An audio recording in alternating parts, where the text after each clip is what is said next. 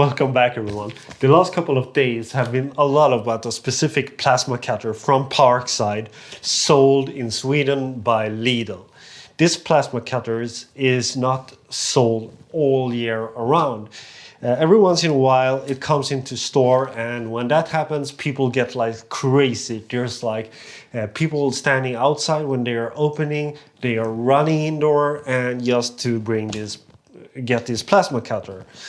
In my store where I live, it took about 7 minutes and then they were all gone. But if you live in Sweden and want to buy this, you might be lucky because there's a few places left where they are still in stock. Otherwise, you could easily order them out of eBay. They are a little bit, they are more expensive there than they are in the store here in Sweden, but it's just a couple of hundreds. So if you really want one, go on to eBay and search for the Parkside plasma cutter there. What's cool about the Parkside is that it is a German brand, and German stuffs are generally associated with pretty good quality.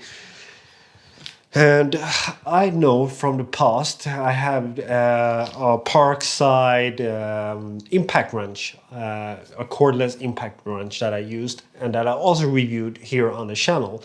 That impact wrench is really good and I'm still very happy with it. It does a really good job, and it kind of what you get when you buy a Parkside thing is like a mid-range product for a low-range price, and that's a pretty good deal, no doubt.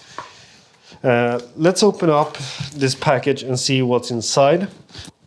We got the machine here. It's not as big as I thought it would be, which is a good thing because I'm planning to have this machine on where I have my welder, and there's not so much space there, so I want to have both the welder and the plasma cutter on this same carrier. And I think that's going to be possible with this size. Keep in mind though that this one is not running by itself. You need an air compressor to use a plasma cutter. In this other box we have a guide. I could also say that I bought some extra stuff with it. I bought a plasma cutter compass set, which is similar to this one, but it's a little bit more advanced because there's a longer stick and it's useful if you're going to cut a circle and stuff like that. And then there's a nozzle and electrode set for it, so some spares.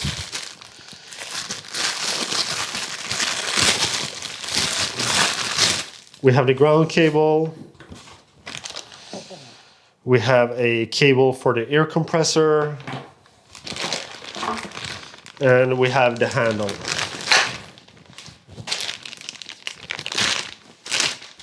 Generally, it's plastic, of course, but it feels solid. I guess the cable is gonna be long enough. It's longer than me, so maybe 2.2 meters. Besides the cable, you get some nozzles and you get a small hose clamp and a manual.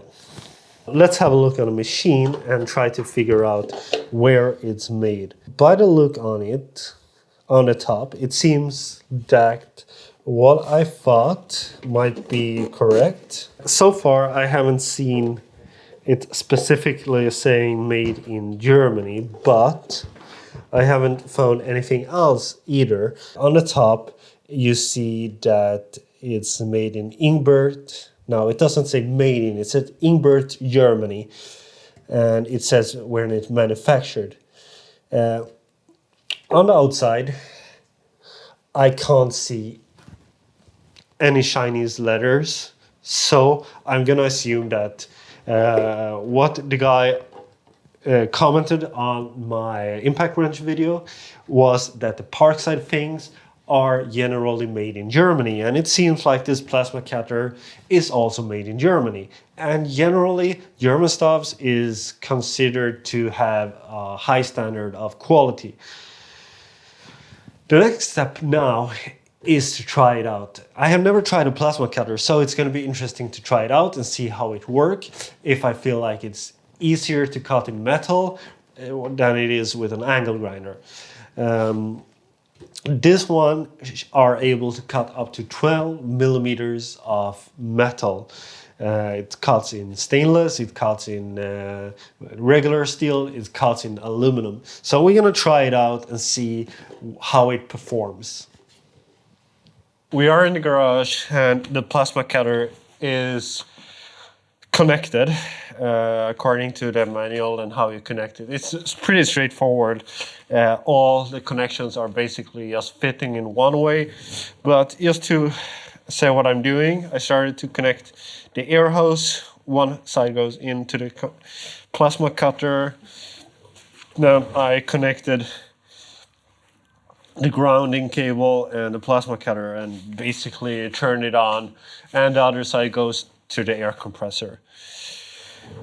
When you're turning the plasma cutter on, there is some noise, there are some fan noises, and the way it works is when you're pressing the button on the cutter, it sends out air, and that air comes out for about 20 seconds.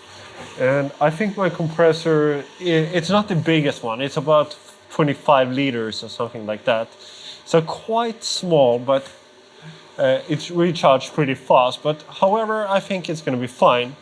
We're going to try cutting in 3 pieces, a couple of different pieces of metal.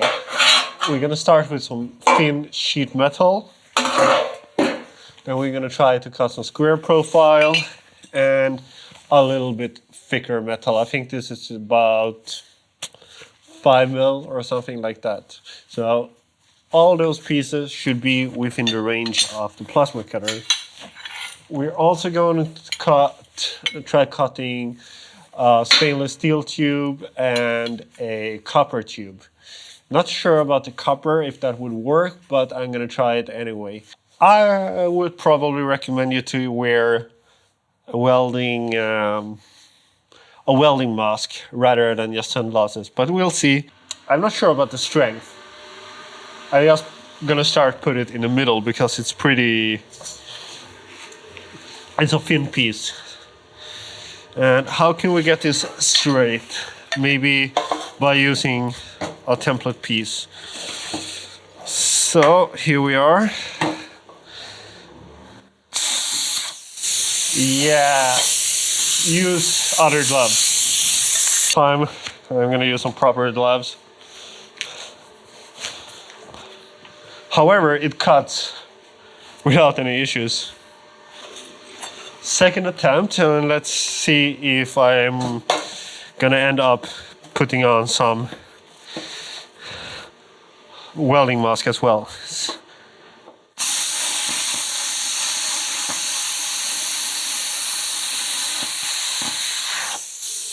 This is by no doubt my new favorite way of cutting in the metal. It does it really good, and the cuts is clean. You probably need to just grind them off a little bit. However, it's fast and effective. It cuts in the sheet metal without any issues. Cutting in the sheet metal was not a challenge in any way, so I'm gonna step it up a little bit and go on the thicker pieces immediately. And this piece is probably 5 millimeter or something like that. So in this thicker piece of metal, it didn't cut through just as easily as in the sheet metal. But I think that comes down to the adjustment. So I'm gonna crank it up a little bit. For my next try, I'm gonna go up to 35 because I'm thinking that this 40 should be for the thickest 12 millimeter. So this range should be more than enough for my 5 millimeter piece. So let's see how it performs this time.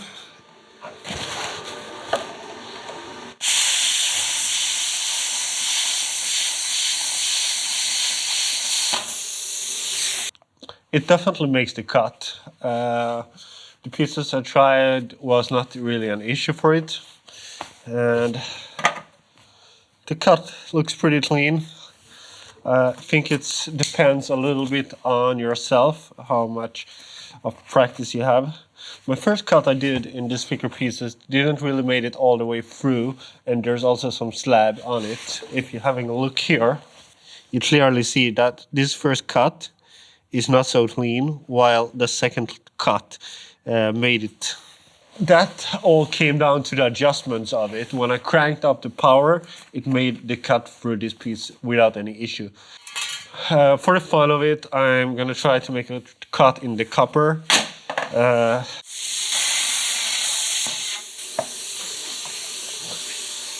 It cuts in the copper without any issue. Let's try the stainless.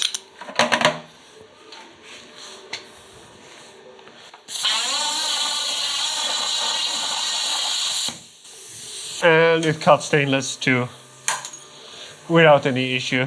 That doesn't surprise me though. And my last test is gonna be with some aluminum tubing. I had this piece laying around. It's a pretty dirty piece, and it's a thin one. And only test I'm gonna do is just to see how well it cuts. Yeah, that is not any issue at all.